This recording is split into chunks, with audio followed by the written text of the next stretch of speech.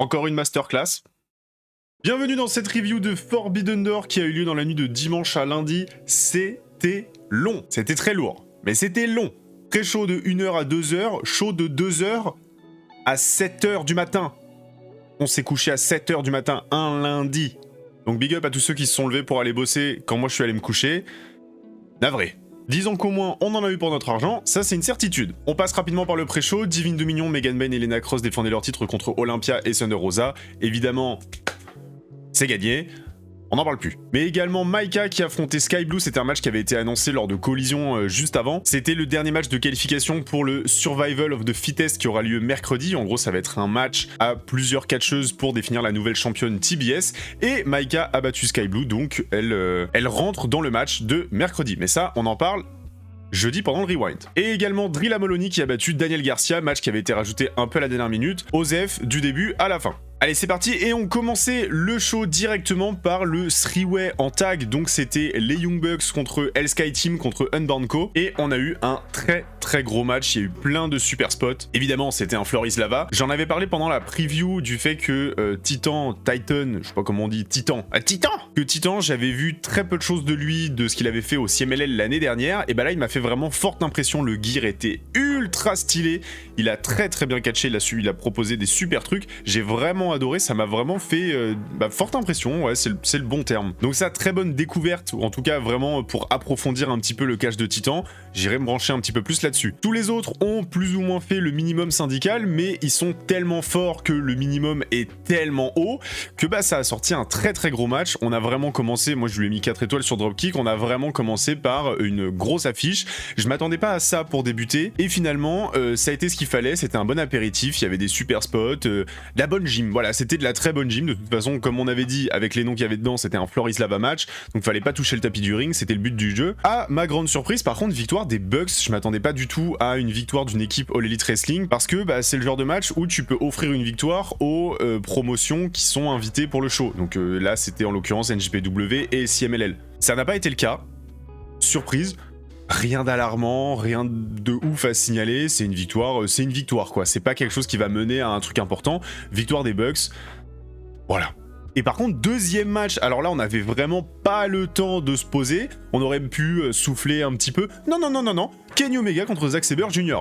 C'était une des plus grosses affiches du show et un des matchs les plus attendus, hein. C'est celui qu'on avait mis à l'honneur, on va dire, dans la vidéo que j'avais sortie juste avant le show. Et en fait, je m'attendais pas à ce qu'il soit si bas dans la carte. Pour moi, c'était un main event ou un co-main event, un Zack Sabre Kenny Omega. Mais comme il n'y a pas vraiment d'enjeu et que c'est juste un affrontement vraiment à la Forbidden Door, c'est bonjour, on va prendre une star contre une star d'ailleurs.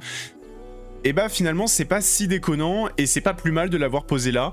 Énorme match de la part de Zack Sabre et Kenny Omega. Vous le savez, c'est devenu un secret de Polichinelle pour ceux qui me suivent. Zack Sabre, c'est loin d'être un de mes catcheurs préférés, c'est pas forcément mon style de catch. Mais quand il affronte un mec avec une haute intensité comme ça, comme Kenny Omega, et bah ça délivre et c'était vraiment génial quoi, j'ai adoré le match, c'était trop bien. On a eu des super combinaisons, Zack Sabre qui avait des façons d'amener Kenny Omega au sol qui étaient vraiment top. Pas mal de techniques, une grosse intensité de la part d'Omega, qui vraiment la monte en puissance, mais vraiment d'un cran bien plus que toutes les victoires qu'il a pu avoir jusqu'à maintenant. Et par contre, cette victoire me fait vachement douter sur ce que fera Kenny Omega à All In. On en avait parlé pendant la preview, moi j'avais dit que le main event de All In, donc le gagnant de la Owen Hart Cup, donc soit Sir, soit Will Ospreay, contre le champion, MJF, même s'il y avait, voilà, tout le monde commence à avoir l'eau à la bouche d'un Kenny Omega champion à All-In. Pour moi, c'était intrinsèquement lié à ce match-là, dans le sens où si Zack Sabre battait Kenny Omega allait douter, allait peut-être heel turn, allait prendre le titre à rédemption. Et en même temps, là, le fait que Kenny Omega gagne le match et que du coup, il monte en puissance, il a vraiment le momentum derrière lui, ça le rend crédible pour aller défier MJF à rédemption et prendre le titre. Ça me choquerait pas, et en même temps, je serais un peu surpris, je sais pas comment expliquer en fait ce sentiment-là. Mais ce match-là m'a vraiment fait douter de est-ce que Kenny Omega va vraiment aller dans le main event de All-In affronter le gagnant de la Owen Hart Cup? J'ai pas vraiment l'impression en fait. Ça c'est clairement en stand-by, en dehors de ça le match était géant, c'est le genre de match que tu peux poser absolument n'importe quand dans ta carte, de toute façon c'est monstrueux. Kenny Omega, c'est un mec qui vieillit pas et c'est impressionnant à voir parce qu'il a eu une grave blessure où il a failli y passer, on en avait déjà parlé. Une très grave blessure, il est revenu et en fait c'est Kenny Omega, t'as juste l'impression que bah, il a pris de l'âge, c'est tout, et pas qu'il a frôlé la mort il y a un an. En termes d'intensité, de ce qu'il transmet, de tout ce qu'il fait dans le ring, Kenny Omega c'est absolument géant.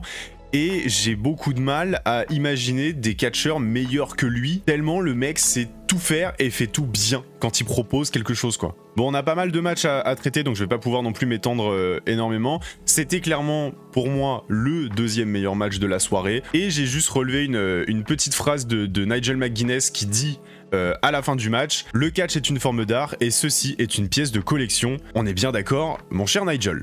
On enchaîne avec la défense du titre continental de Jon Moxley. Alors on en avait parlé pendant la preview, c'était un match qui sortait un peu nulle part, match contre Bandido, mais que j'attendais énormément parce que sur le papier ça pouvait vraiment être un des meilleurs matchs du show. Ça a pas loupé. Bandido il est vraiment sur un très bon run du côté de l'Elite Wrestling, notamment lors des pay-per-view. Ça m'embête encore, c'était la problématique qu'on avait évoquée pendant la preview et la problématique qu'on va enchaîner encore ici. Il est champion ROH et le problème c'est que à chaque fois qu'il affronte un nom important de chez AEW, donc du main roster, il est crédible pour remporter le match, il est crédible pour prendre la ceinture. Là, en l'occurrence, le titre continental, il était crédible pour le prendre. Et ça m'embête parce que du coup, il est champion ROH et je pense qu'ils sont vraiment en train de se mettre dans la merde, clairement, pour lui faire perdre le titre du côté de la Ring of Honor. Parce qu'à quel moment tu réussis à build un mec assez fort pour aller battre Bandido pour le titre? Sauf que bah Bandido, là, à un moment donné, va falloir lâcher le titre pour se concentrer du côté de Dynamite et d'AEW. Je sais pas si c'est dans les plans ou pas, mais il faut que Bandido ait des opportunités, il faut que Bandido intègre pleinement le roster de l'Elite Wrestling. Parce que ce qu'il propose, c'est énorme. Moxley aussi, et ce que j'aime beaucoup dans le personnage de Moxley, c'est que justement, c'est ce côté un petit peu, il est pas vraiment face, il est pas vraiment heel, c'est Jon Moxley, il est qui il est, sa gimmick c'est lui, et c'est un truc qui se ressent énormément à l'écran et qui fait beaucoup de bien. On n'a pas l'impression qu'il joue un rôle, on a vraiment l'impression de voir Jon Moxley. Il a un catch de pur heel, il fait des petits coups, il va griffer, il va faire plein de trucs un petit peu en douce, et en même temps, à la fin du match, il a toujours une marque de respect depuis quelques mois pour ses adversaires, et là, ça a pas raté non plus. Donc ça s'est fini sur une belle poignée de main, match immense. On aurait pu penser que le match se fasse éclipser par le match qu'on a eu avant, hein, le Kenny Omega Zack Sabre, et ben en fait pas du tout, c'est-à-dire que ça s'est enchaîné, on a enchaîné 3 matchs de très haut niveau, et c'est toujours pas maintenant qu'on va baisser en intensité, en sachant que du coup ça fait déjà 3 matchs autour des 20 minutes, on avait un opener de 17, le Kenny Omega Zack Sabre de 26, et celui-là de 18 je crois, un truc comme ça. Exactement, c'est ça, donc 18 minutes pour celui-là, on est déjà à plus d'une heure de show, et on a eu que 3 matchs de très haut niveau, vraiment. Et on est tellement sur des matchs avec une grosse intensité, que ce soit entre les adversaires ou dans chaque individuellement, comment ils catch, chaque personne individuellement, qu'en fait tu la vois pas passer ton heure, et t'as autant l'impression d'être à la moitié du show qu'au tout début. C'est assez particulier comme sentiment. En tout cas en live, ça faisait un moment que je m'étais pas fait un pay-per-view d'AEW en live, je crois que ça datait de World's End. C'est le sentiment que j'ai eu. On en parlera un petit peu plus tard dans la vidéo. Jon Moxley, ça consolide un petit peu les plans et les idées que j'ai pour lui et pour All-In. Par contre, Bandido, bah, on a toujours ce problème du titre ROH. Qu'est-ce qu'il va faire? Et Bandido, il faut que Bandido soit All-In. Bandido a été tellement important cette année, il a eu tellement des grosses affiches et des bonnes opportunités que ça m'embêterait qu'il rate le voyage à All-In parce qu'il est dans un main event de Ring of Honor. Mais en même temps, tu peux pas lui faire perdre le titre avant. On sait qu'il y a Supercard of Honor qui va débarquer bientôt. C'est le moment là, il faut lui faire perdre son titre pour l'envoyer dans un Casino Gauntlet match à All-In, au moins lui donner cette opportunité là, ce serait très cool pour lui, voilà. On enchaîne avec Pac et Shota Umino, un peu déçu, il y avait des gros noms, là on a vraiment une baisse. Vous voyez, quand je parlais de baisse d'intensité, c'est à ce moment-là qu'on l'a, même si le match est quand même très bon. Il y avait un rythme assez particulier, ça se cherchait beaucoup, il y avait des gros pics et d'un coup ça rechutait, des gros pics, un coup ça rechutait. La gestion du rythme était assez bizarre. Donc ça fait que tout ce qui se faisait était très bien, mais à la fin t'as un sentiment un peu de « Ah, merde ». À la fin, c'est Shota Umino qui va battre Bandido, donc évidemment on s'y attendait pour conserver le titre global à IWGP. Il le bat avec un paradigm shift, donc petit clin d'œil au fait que bah, c'était un des élèves, on va dire, de Jon Moxley, et Pac étant des Death Riders, etc. Donc on a eu une petite intervention après des Death Riders. Et on en revient à ce que je disais sur Jon Moxley, ce côté un petit peu, on sait pas trop de quel camp il est, parce que bah du coup juste avant on avait une marque de respect avec Bandido, et là par contre il bat son copain Pac, il a voulu l'attaquer, et en fait, arrivé de Hiroshi Tanahashi pour faire le save, clairement il est venu juste pour prendre sa pop. Hein, on s'attendait pas à plus, il est arrivé, il est juste venu, il s'est mis dans le ring comme ça devant Shota Umino. Fin du truc. Bon, voilà, c'est histoire que tout le monde soit content de voir Tanahashi. Rien de plus à signaler pour ce match-là, on passe au suivant. Et là, par contre, on a eu un gros morceau d'histoire entre Starlight Kid et Tekla. Pour plus d'informations, je vous invite dans la preview ou également dans un des rewinds où ils ont teasé ce match-là. Donc, rappel rapide, Tekla était en rivalité contre Stardom, mais surtout contre Taro Okada, le président de Stardom. Et Starlight Kid a été envoyé par la promotion pour défendre Stardom. Tekla était intervenu du côté de The Conversion, le dernier pay-per-view de Stardom. Starlight Kid était avec la ceinture, etc. Bon bref, et en même temps ce qui était intéressant c'est qu'avant le match, c'est ce qu'on disait nous ensemble, parce qu'on l'a vécu sur Discord avec des membres de la communauté, ce qui était intéressant c'était que il y avait une espèce de hype avant le show, autour de ce match, où on avait presque envie de rêver à une victoire de Starlight Kid et de se dire ah qu'est-ce qu'ils vont faire, etc. Évidemment non, hein, spoiler, c'est Tekla qui remporte le match. Et c'est très bizarre parce qu'en même temps il y avait aucun suspense et en même temps avant le show il y avait une espèce de hype, il y avait une espèce de teasing autour de ce match où on s'est dit et si Starlight Kid le fait. Et du coup ça fait que nous dans le match on était mais complètement dedans, c'était trop bien à vivre, c'était trop cool. Elles auraient pu peut-être légèrement mieux faire, mais là c'est vraiment chipoté, le match était trop bien, on a une Tekla de fou, et surtout je suis très content parce que Tekla a une victoire clean, et ça fait du bien, c'est un truc sur lequel je suis souvent revenu, que ça m'embêtait que Tekla envoie un énorme règne, et qu'elle ne parvienne pas à avoir au moins une victoire clean pour défendre son titre, là c'est le cas, donc ça c'est très cool. Elle est allée emmerder Taro Okada, elle a eu son petit moment après le match où elle a démasqué Starlight Kid, elle crache dans le match, etc. Ce qui est très bizarre parce que pendant la conférence de presse, elle a mis le masque. Dégueulasse. Et pour tous ceux qui découvraient Starlight Kid là lors de Forbidden Door, bah j'espère qu'elle vous a plu parce que c'est vraiment une super catcheuse, c'est vraiment une des meilleures catcheuses du côté de Stardom aujourd'hui. Et branchez-vous Stardom, en vrai, branchez-vous Stardom, allez-y. Donc voilà, gros match, pas du tout déçu, à la hauteur des attentes je trouve. L'affiche était cool, vraiment digne d'un Forbidden Door. Tekla confirme que c'est vraiment la méchante à abattre, ce qui va nous faire poser des questions sur la victoire de la Owen Hart Cup féminine, on en revient juste après, sur l'affiche.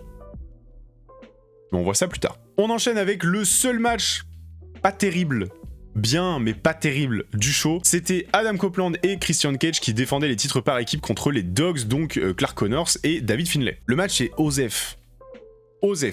Et en même temps c'est embêtant parce que fallait un petit peu s'y attendre. On avait tellement de grosses affiches, on avait tellement de trucs bien plus importants que ce match-là, que bah, que ce soit nous, nos attentes, elles étaient évidemment plus basses que sur d'autres matchs, et en même temps, je trouve que dans le ring, ils nous ont pas offert plus que ce qu'on attendait, qui était déjà pas très haut. Je sais pas si vous arrivez à me suivre, j'ai du mal à exprimer le truc. Donc vraiment, que dalle à dire, le match est ok, voilà, c'est ok, c'est très ok. Et du coup, c'est dommage parce qu'on était vraiment sur une lignée là où on était genre, putain mec, j'ai pas mis moins de 4 étoiles à un seul match, il est là. Mais par contre, c'est évidemment Adam Copeland et Christian Cage qui ont gagné le match et conservé leur titre. Mais comment? Et bah tout simplement avec un retour de Jay White. Voilà, enfin Jay White. Il passait l'entièreté des pay-per-view avant les shows à tweeter ready avec un point d'interrogation. Cette fois, pas de point d'interrogation, un point tout court.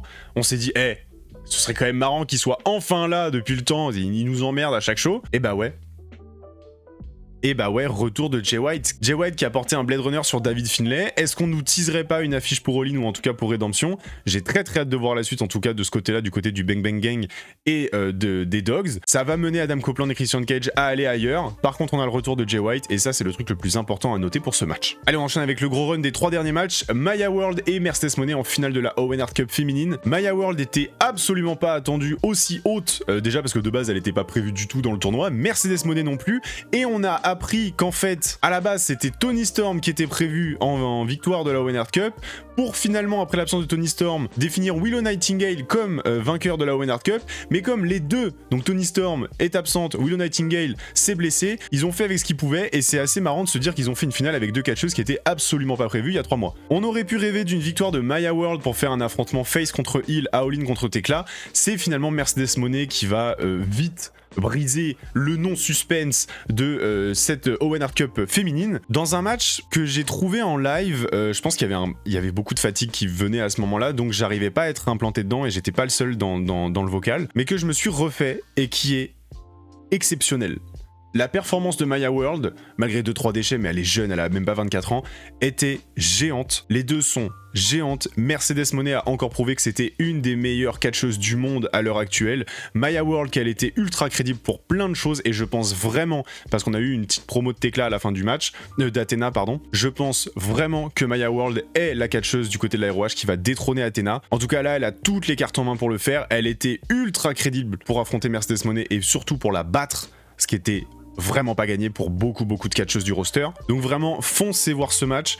Et c'est d'autant plus frustrant qu'on passe l'année à se plaindre du booking de la division féminine du côté d'AEW. Et quand on voit ça, on se dit mais les filles, elles peuvent délivrer à chaque fois et elles ne sont pas rendues crédibles tout le long de l'année. C'est ultra frustrant. Et c'est un vrai truc qui m'a embêté du coup, c'est vraiment le sentiment que j'ai eu qui m'a embêté après le match du coup de Tekla et Starlight Kid et celui de Maya World et Mercedes Moné, c'est de me dire putain, à chaque pay-per-view où il y a une grosse tête qui sort d'un match énorme en match féminin, on a le même sentiment de c'est ultra frustrant tout ce qui se passe pour la division féminine lors des weekly. Dans tous les cas, match de 24 minutes qui devient le deuxième plus long match de l'histoire de l'Elite Wrestling du côté de la division féminine, c'est pas beaucoup. Quoi qu'il en soit, Mercedes Moné remporte la Owen Hart Cup féminine et va dans le main event de All In affronter Tekla. On en revient à ce que je disais, Mercedes Moné qui garde son personnage de heel, de vraiment de CEO, d'arrogance, etc. Il n'y a pas eu d'évolution de personnage depuis son retour, et elle va affronter Tekla. Je suis assez curieux de voir, en tout cas à l'heure actuelle, l'affiche c'est contre Tekla, ça se trouve Tekla va perdre le titre, hein, on sait pas. L'affiche est assez surprenante, mais assez hypante, il y a moyen que ce soit hyper drôle et que les échanges entre les deux, que la rivalité entre les deux soit vraiment très marrante quoi pour le coup. Entre Tekla et toutes les dingueries qu'elle peut dire en promo et Mercedes pareil, il y a moyen qu'on s'amuse vraiment beaucoup pendant tout le cheminement jusqu'à All In. J'ai très hâte de voir la suite pour Maya World, je pense qu'elle va retourner du côté de la Ring of Honor. Et en plus, faudra se brancher Supercard of Honor cette année parce que je pense sincèrement qu'on peut avoir un double changement de titre et Bandido et Athena qui perdent leurs titres masculins et féminins respectifs. Donc allez voir ce match si vous êtes fan de Mercedes Moné, allez voir ce match si vous êtes curieux de Maya World, allez voir ce match tout court, allez voir le show en vrai, mais allez voir ce match parce que au premier abord, on se dit ok, c'est très bien, mais ok, et en le revoyant à tête reposée, c'était immense et vraiment merci les filles. Et c'est encore une sonnette d'alarme, je le répète, pour Tony Khan, s'il te plaît fais un effort dans le booking de la division féminine parce que là t'abuses et t'as largement de quoi faire des dingueries. Le Steel Cage entre l'équipe de MJF et Don Callis Family contre Mark Briscoe et la conglomération ainsi que Darby Allin et Konosuke Takeshita. Je m'attendais à le voir en main event, pas de main event, une cage circulaire. Alors je ne sais pas si c'est un truc qui se fait ailleurs ou quoi, mais j'avais jamais vu ça, une cage circulaire. On n'en demandait pas plus que du fun et des gros spots, on a eu du fun et des gros spots, c'était ultra cool. Et évidemment, cassette visionnaire, je pense que Andrade va turn sur MJF et trahir et MJF et la Don Callis Family pour faire un face turn et coûter le match à l'équipe de MJF pour que Mark Briscoe ait l'opportunité. C'est exactement ce qu'il s'est passé. Voilà, s'il y a des promotions françaises qui ont besoin de booker, on s'appelle, on s'arrange. Magnifique t-shirt de Andrade, fuck Don, fuck MJF. On est bien d'accord, fuck Don. Par contre, fuck MJF, on se revoit pendant les rewinds. Kevin Knight a clairement failli mourir, pour notre plus grand bonheur évidemment. Donc ça a été officialisé mercredi à Dynamite, donc demain à l'heure où je tourne et vous voyez cette vidéo peut-être. Mark Briscoe affrontera MJF pour le titre AEW, évidemment MJF va gagner. Ça c'était un peu le truc où on était genre tout ça pour une défense en weekly, en plus contre Mark Briscoe, bon... Ce sera mercredi, on verra ce qui se passe, hein. Il y aura peut-être, je sais pas, on verra ce qui se passe. Moi, ma question c'est la suite pour Andrade. Est-ce que Andrade va aller affronter un membre important de la Don Callis Family à Redemption et All In? Est-ce qu'il ira sur une quête pour le titre, pour aucun titre en fait, parce qu'ils ont plus de titre la Don Callis Family. Est-ce qu'on pourrait pas nous envoyer un Okada Andrade à Redemption, ou un Fletcher Andrade, tiens. Fletcher Andrade peut-être pour All In, on verra. On verra, dans tous les cas, Andrade est... On sait pas encore s'il est face. En tout cas, il a trahi la Don Callis Family et trahi MJF. MJF, on s'y attendait. La Don Callis Family, on s'y attendait un petit peu moins. Sauf si, évidemment, vous regardez les rewinds. Le match était cool. J'aurais aimé qu'il y ait pas cet enjeu un peu débile. Mais le match était trop cool. On n'en attendait rien de plus que 30 minutes de bordel. Voilà, clairement. Ils nous ont offert 30 minutes de bordel. On aurait pu être frustré d'avoir le titre figé là-dedans, d'avoir la Don Callis figée là-dedans et des aussi gros noms figés là-dedans. Finalement, ça va, c'était digeste au vu de l'immense carte et de la durée du show. C'était digeste, j'ai vraiment adoré, c'était que du kiff. Dès l'ouverture, Darby Allin qui finit dans des punaises, enfin bref. Franchement, allez voir ce match. C'est hyper rafraîchissant, surtout dans un show comme ça. Le big morceau, le gros morceau, le plus gros morceau, la finale de la Owen Hart Cup masculine entre Will Ospreay et Swerve Strickland.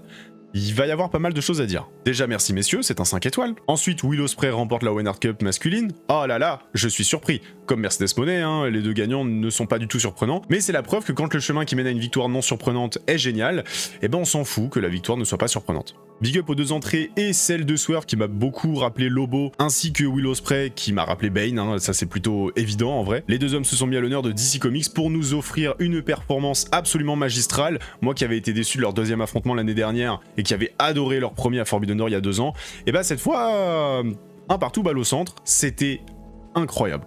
On a eu des refs à absolument plein d'histoires, qu'elles soient individuelles aux deux ou qu'elles soient communes. Je pourrais même pas toutes les citer. On a eu Swerve qui a essayé de le battre avec un Dead Eye, donc qui est la prise de finition d'Adam Page. On a eu des références au Death Rider, on a eu des références à leur ancienne rivalité, on a eu des références à beaucoup de choses. Et encore plus impactant, Will Ospreay a battu Swerve Strickland avec un Tiger Driver. Oh. Pourquoi c'est si important? Eh ben je vais vous le dire, Jamy. Il y a 2 ans, quand ils se sont affrontés à Forbidden Door 2024 pour le titre mondial de Swerve à l'époque, Will Ospreay avait refusé d'utiliser le Tiger Driver parce qu'il avait blessé Bryan Danielson avec. Et donc il s'est refusé de l'utiliser contre Swerve Strickland et là ça fait qu'il a pas gagné. Le fait que là, il l'utilise sur un Swerve heel et qu'il le batte avec ça, c'est hyper important dans la continuité et la storyline entre les deux. C'est-à-dire que enfin Will Ospreay surpasse Swerve Strickland qu'il n'avait jamais réussi à surpasser, et il le surpasse en utilisant ce qu'il a de plus fort et ce que Moxley fait ressortir de plus fort chez lui. En parlant de Moxley, on a justement eu les Death Riders qui sont arrivés à la fin où Swerve était en train de faire douter Will. Ils étaient sur le côté en train de le motiver. Allez, allez Will, ouais, Will. Et à ce moment-là, je me suis même dit, pendant une fraction de seconde, je me suis dit, et si Moxley trahit Will Ospreay pour mettre une clim parce que tout le monde s'attend à ce que Ospreay gagne. Évidemment, il n'y a pas eu de clim, mais pendant une fraction de seconde, je me suis dit, peut-être. Il n'y a pas eu de clim, Moxley et les Death Riders ont créé un Will Ospreay inarrêtable, même si ironiquement, je suis de moins en moins impliqué dans le personnage de Will Ospreay. J'adore l'histoire avec les Death Riders, mais dans son personnage à lui, je suis de moins en moins impacté par ce qu'il fait, par ce qu'il propose. Donc Will Ospreay en champion après All-In, on verra bien. En tout cas, le chemin est là, il va aller récupérer le titre, hein, je le pense sincèrement. Il y a des choses, même si elles sont évidentes, il faut les faire, et ça en fait partie. Et sur ce clan Will Ospreay, donc plus d'une demi-heure de match, j'ai vu pas mal de plaintes sur le fait que les 5 dernières minutes où les mecs ils enchaînent les finishers, ils enchaînent les gros coups, les kick-out à 1, les no-selling, etc.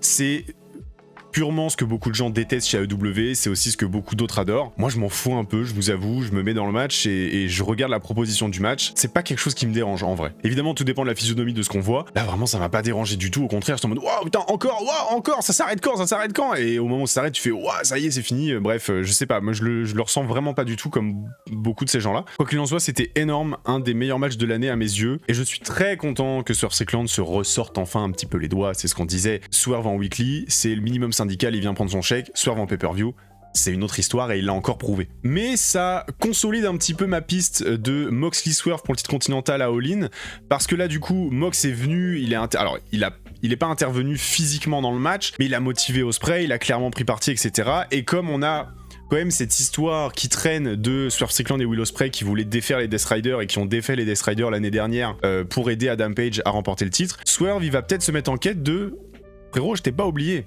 en fait. Donc ça consolide vraiment mon idée de Moxley Swerve à All-In pour le titre continental. J'aimerais beaucoup voir cette affiche, je pense que j'ai tellement envie de voir cette affiche que du coup je trouve des arguments pour me dire regardez c'est ce qui va se passer. Mais j'ai vraiment envie de voir cette affiche, et en plus le fait de nous offrir cette affiche là et de la construire au fur et à mesure, on va vraiment rentrer dans la continuité de ce match. Là les deux continuités pour moi elles sont logiques, c'est Will Ospreay du coup il gagne la Owen Hart Cup masculine, il va aller vers le titre mondial, qu'il soit détenu par MJF ou Kenny Omega après Rédemption, dans tous les cas il va aller sur le titre mondial. Et Swerve Strickland, est-ce qu'il va pas aller faire chier Mox en mode frérot, qu'est-ce que tu fais, t'as créé un mec bizarre, je sais pas, mais je le sens, je trouve que c'est les deux continuités assez logiques et j'ai vraiment envie de voir ça. Bon voilà, j'ai pas beaucoup de temps non plus aujourd'hui, donc je fais un petit peu court, en tout cas plus court que prévu. Globalement le show était vraiment exceptionnel, Forbidden Door 2026 va vraiment rester dans les classements all-time des meilleurs pay-per-view AEW. Le run d'AEW au niveau pay-per-view là cette année, que ce soit dans l'ordre Révolution, Dynasty, Double or Nothing et Forbidden Door, c'est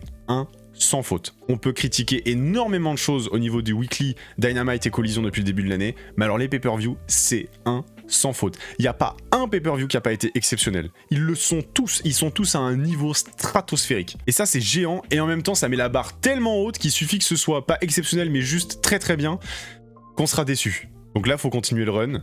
J'ai très peur de quel pay-per-view va être décevant. J'espère pas Rédemption et j'espère encore moins All-In. Mais Forbidden Door a vraiment délivré et a offert plein de possibilités pour l'avenir. Et c'est ça qui est encore plus chouette. On arrive à 2 mois d'All-In, là il faut vraiment construire pour ça. Et il y a plein de chemins possibles, il y a des chemins restreints qui sont logiques et qu'il faut approfondir, et il y a plein de chemins logiques et j'ai très hâte de voir la suite pour tout ça, notamment pour du coup les champions donc Tekla et MJF, évidemment pour la Don Callis Family et toutes les histoires qu'on nous a racontées pendant ce pay-per-view, j'ai très hâte de ça, et de toute façon la suite c'est dès mercredi soir Dynamite, et donc nous on se dit à jeudi pour le Rewind.